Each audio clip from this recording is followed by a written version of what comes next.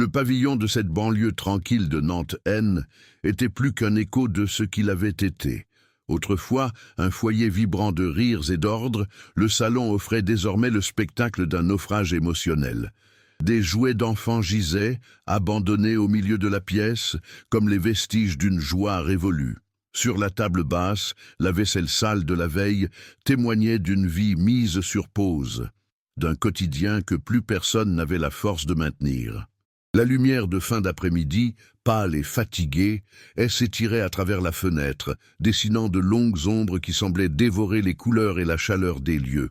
Un silence pesant régnait, une absence si dense qu'elle en devenait presque un bruit de fond, seulement perturbé par le tic-tac d'une horloge murale qui continuait, indifférente, à égrener les secondes d'une nouvelle réalité insupportable. Assis dans un fauteuil, Antoine Lefebvre était une statue de chagrin. À 48 ans, il en paraissait 10 de plus, ses épaules voûtées sous un poids invisible mais écrasant.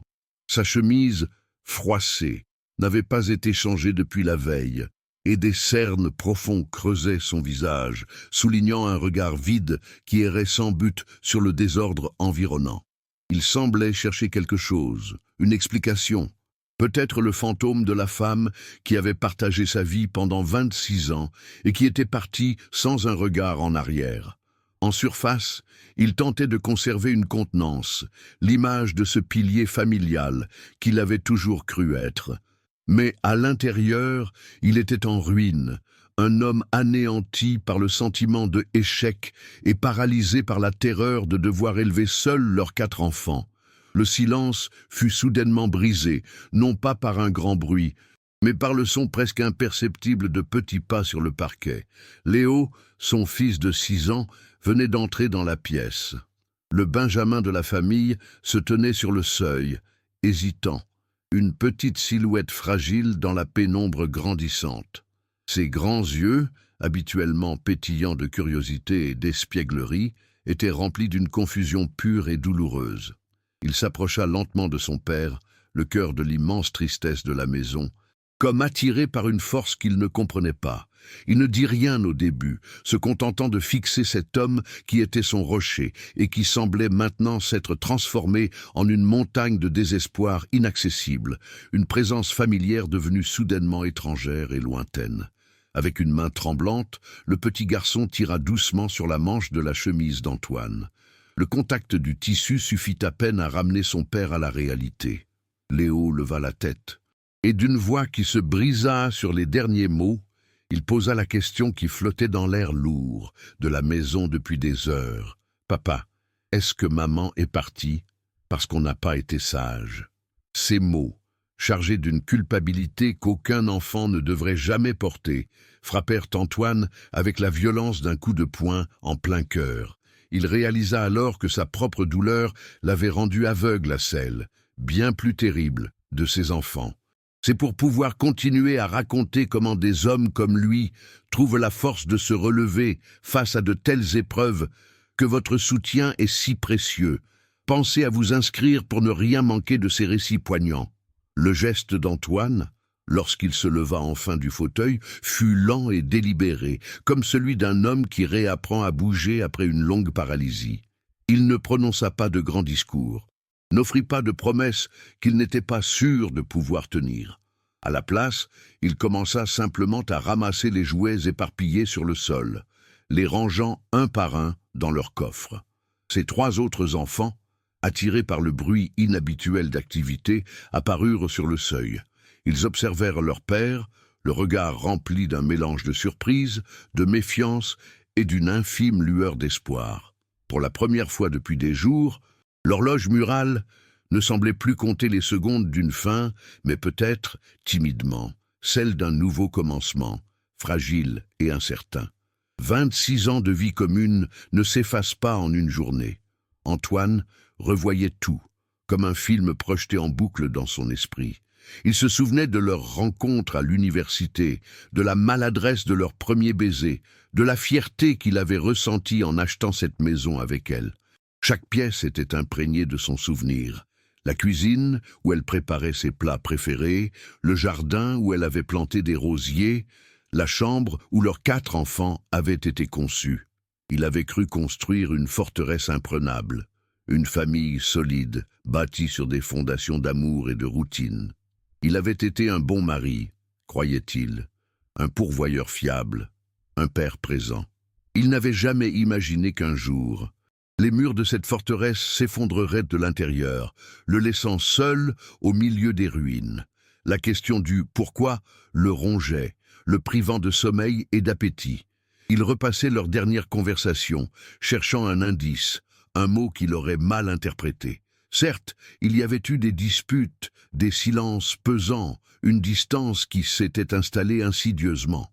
Elle lui reprochait son manque d'attention, son esprit toujours accaparé par le travail, son incapacité à voir qu'elle étouffait. Il avait balayé ses plaintes d'un revers de main, les mettant sur le compte de la fatigue, de la routine. Il n'avait pas vu la détresse dans ses yeux. Il n'avait pas compris que son départ était pas un coup de tête, mais l'aboutissement d'une lente agonie. Maintenant, dans le silence de la maison vide, ses reproches résonnaient avec une clarté assourdissante, le condamnant à une culpabilité sans fin. La première matinée seule fut une descente aux enfers logistiques et émotionnels. Le réveil sonna à 6 heures, mais le chaos commença bien avant. Léo avait fait un cauchemar et refusait de quitter son lit. Chloé, l'adolescente de 15 ans, s'était enfermée dans la salle de bain, ignorant ses appels. Thomas, l'aîné, était déjà parti sans prendre de petit déjeuner, claquant la porte avec une rage qui fit trembler les murs. Antoine courait d'une pièce à l'autre, tentant de préparer des tartines tout en cherchant les chaussettes manquantes de Julie, la cadette. Il criait, énervé, puis s'effondrait un instant contre le plan de travail de la cuisine, submergé par le sentiment de être le plus incompétent des pères. Il n'était que 8 heures du matin, et il était déjà complètement épuisé. Le monde extérieur ne tarda pas à s'immiscer dans leur bulle de douleur. Un appel de l'école l'informa que Thomas avait été impliqué dans une bagarre. Une voisine, croisée au supermarché, lui lança un regard plein d'une pitié qu'il ne supportait pas, lui offrant des conseils non sollicités sur la manière de gérer la situation. La banque appela pour un découvert, le rappelant brutalement à la réalité financière de n'avoir plus qu'un seul salaire pour 5 personnes. Chaque interaction était une piqûre de rappel de son échec, de son nouveau statut d'homme abandonné, de père célibataire. Il se sentait jugé, scruté, comme si le monde entier attendait de le voir trébucher et tomber, confirmant ainsi qu'un homme seul ne pouvait pas y arriver. Le soir, une fois les enfants enfin couchés, le poids de la solitude, écrasait. Assis dans la cuisine, face à une pile de factures qu'il ne savait comment payer, le désespoir menaçait de l'engloutir. Épuisement était plus seulement physique. Était une fatigue de l'âme, un vide immense que rien ne semblait pouvoir combler. Il se sentait comme un imposteur, jouant un rôle pour lequel il n'avait jamais auditionné, celui de père et de mère. Il se demandait s'il aurait la force de continuer, jour après jour. Le silence de la maison était plus paisible, il était hostile, rempli des fantômes de sa vie passée et de la peur panique de l'avenir. C'est pour donner une voix à ces pères courageux qui luttent en silence que nous avons besoin de vous. Votre abonnement nous permet de continuer à partager ces témoignages essentiels. Chacun de ces enfants portait le deuil à sa manière. Thomas, à 17 ans, transformait sa peine en une colère destructrice, ses notes chutant aussi vite que son respect pour l'autorité. Chloé, du haut de ses 15 ans, était murée dans un silence glacial, communiquant par monosyllabes et passant ses journées, les écouteurs vissés sur les oreilles, comme pour se couper d'un monde devenu trop douloureux. Julie, à 10 ans, tentait de remplacer sa mère, rangeant, nettoyant, s'occupant de son petit frère avec un sérieux qui n'était pas de son âge, portant sur ses frêles épaules une responsabilité trop lourde. Et Léo, le petit dernier, posait la même question chaque soir avant de s'endormir. « Papa, maman rentre quand ?» Antoine devait être le rocher pour 4 âmes à la dérive, tout en luttant pour ne pas sombrer lui-même. Un soir, il trouva Chloé en larmes dans sa chambre, prostrée sur son bureau devant une maquette de volcan inachevée pour son cours de sciences. Était un projet qu'elle avait commencé avec sa mère. Antoine s'assit maladroitement sur le bord du lit, le cœur serré. Il ne savait pas quoi dire. Les mots lui manquaient. Il posa simplement une main sur son épaule. Elle se tourna vers lui et s'effondra dans ses bras, secouée de sanglots. Il la serra fort, sentant ses larmes mouiller sa chemise, et resta là, en silence, à partager sa peine. Ce N était pas grand-chose, mais dans cette étreinte silencieuse, un pont fragile se reconstruisait entre eux, un lien tissé non pas de mots, mais d'une douleur partagée et d'un amour inconditionnel. La réalité financière devint rapidement un monstre à plusieurs têtes. La machine à laver tomba en panne, inondant la buanderie. Une lettre de l'école arriva, demandant une participation pour un voyage scolaire que Thomas voulait absolument faire. Antoine passa des nuits blanches à éplucher ses comptes, cherchant où il pourrait couper. Il annula l'abonnement au câble, réduisit les courses à l'essentiel, apprit à dire non aux demandes de ses enfants. La décision la plus difficile fut de vendre sa voiture. Une berline confortable qui était le symbole de sa réussite professionnelle. Il la remplaça par une vieille voiture d'occasion, plus petite et moins fiable. Ce sacrifice était visible, public, une humiliation silencieuse qui lui rappelait chaque jour à quel point leur vie avait changé. Pourtant, au milieu de ce chaos, une nouvelle routine commençait à émerger, non pas par miracle, mais par la force de la répétition. Antoine apprit à faire des tresses, même si les premières tentatives firent rire Julie aux larmes. Il découvrit des recettes simples et économiques, et les dîners devinrent un moment où chacun racontait sa journée. Il se força à parler avec Thomas, non pas pour le sermonner, mais pour l'écouter. Il instaura une soirée cinéma le vendredi, avec du pop-corn fait maison, un rituel simple qui devint sacré. Lentement, il n'était plus seulement un homme qui survivait à une crise. Il devenait un père au sens le plus complet du terme, un architecte patient qui reconstruisait sa famille sur de nouvelles fondations. Ce changement N était ni linéaire ni facile. Il y avait des jours où la vieille douleur revenait le frapper avec la force d'une vague, le laissant essoufflé et vide. Un matin, en se rasant, il fixa son reflet dans le miroir. Il vit les cheveux gris qui se multipliaient sur ses tempes, les rides de fatigue creusées autour de ses yeux. Hélène était plus l'homme qu'il avait été. Mais au même instant, il entendit le rire de Léo qui jouait dans le salon, un son pur et cristallin qui traversa les murs. Un sourire sincère, le premier depuis longtemps, se dessina sur ses lèvres. Il comprit que son identité N était plus définie par celle qui était partie, mais par ceux pour qui il était resté. Si vous croyez aussi que ces histoires de résilience méritent d'être racontées, rejoignez notre communauté en vous inscrivant. Quelques années passèrent.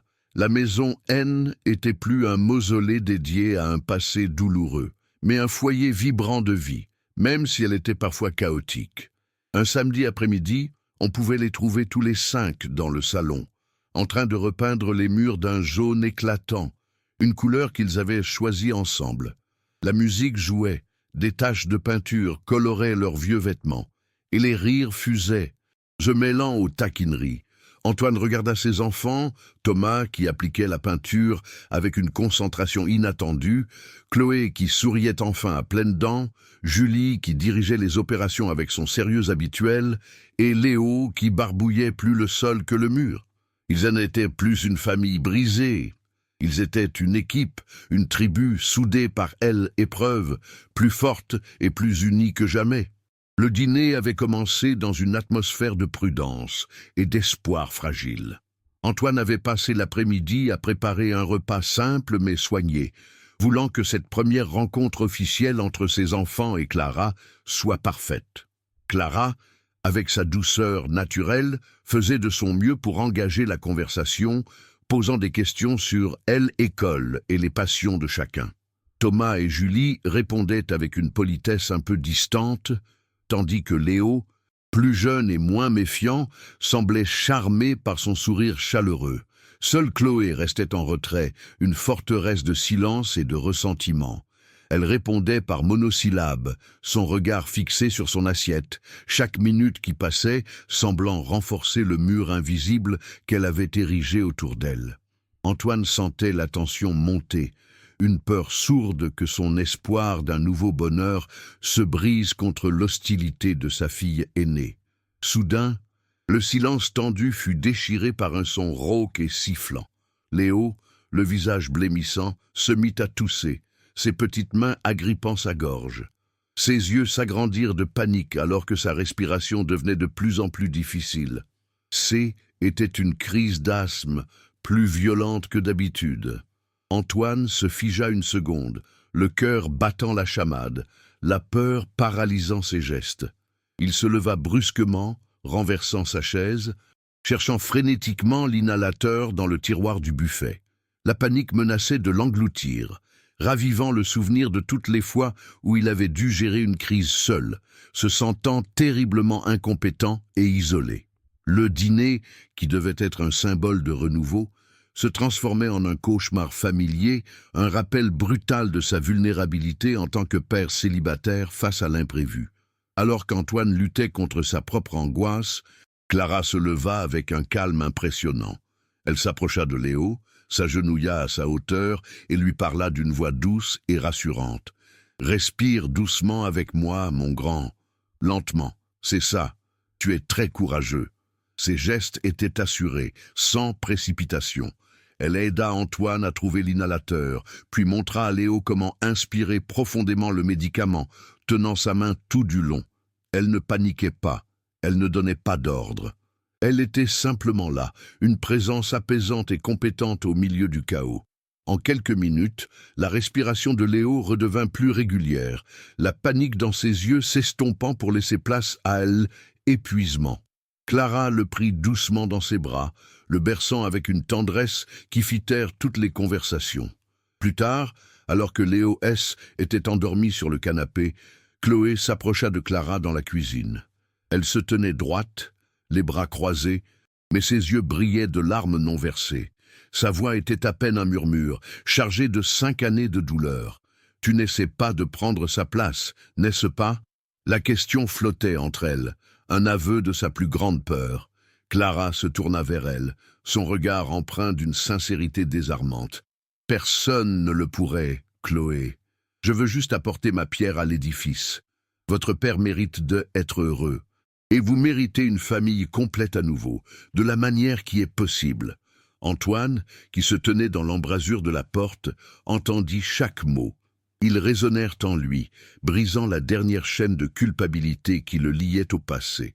En entendant la réponse de Clara, Antoine sentit un poids immense se soulever de ses épaules.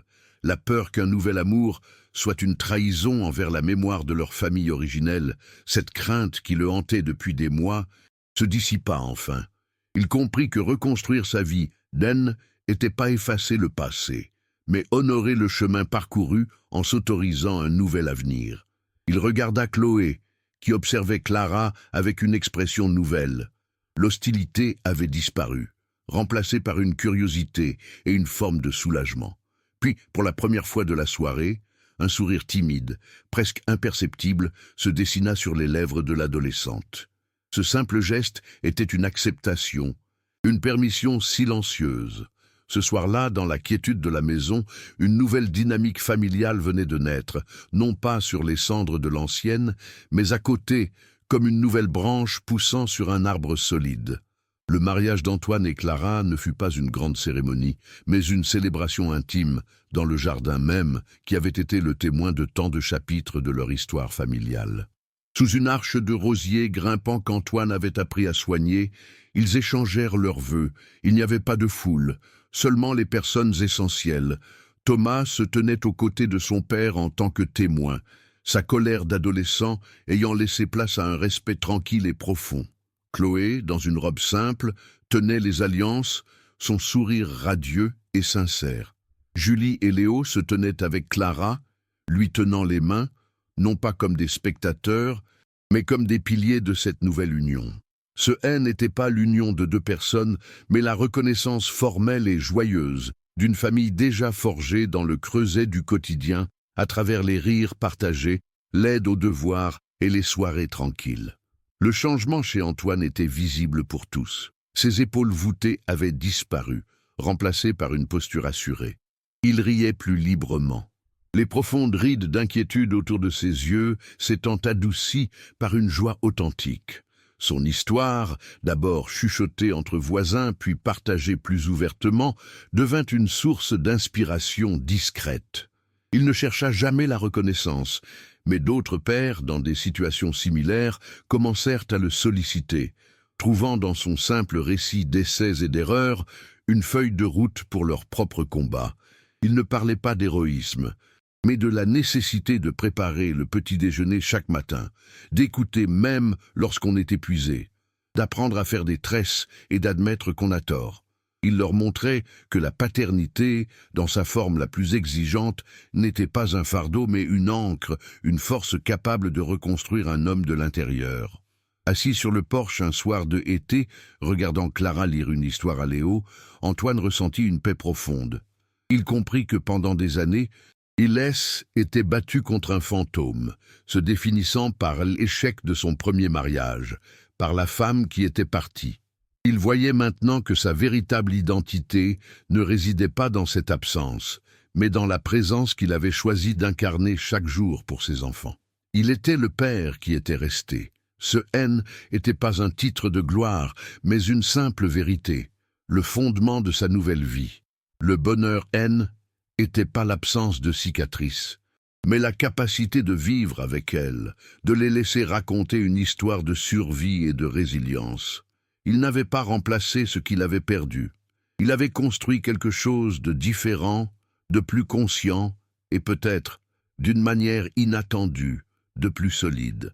Des années plus tard, la maison résonnait à nouveau de cris de joie, mais cette fois, étaient ceux de ses petits-enfants. Pour la remise de diplôme de Chloé, toute la famille était réunie.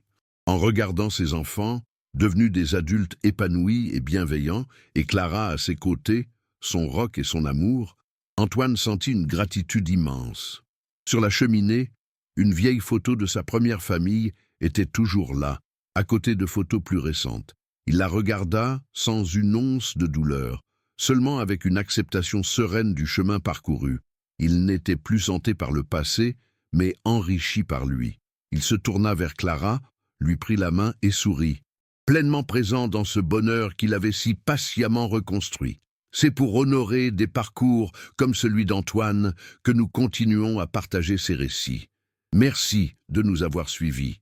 Et si ce n'est pas déjà fait, abonnez-vous pour que ces voix pleines d'espoir ne s'éteignent jamais.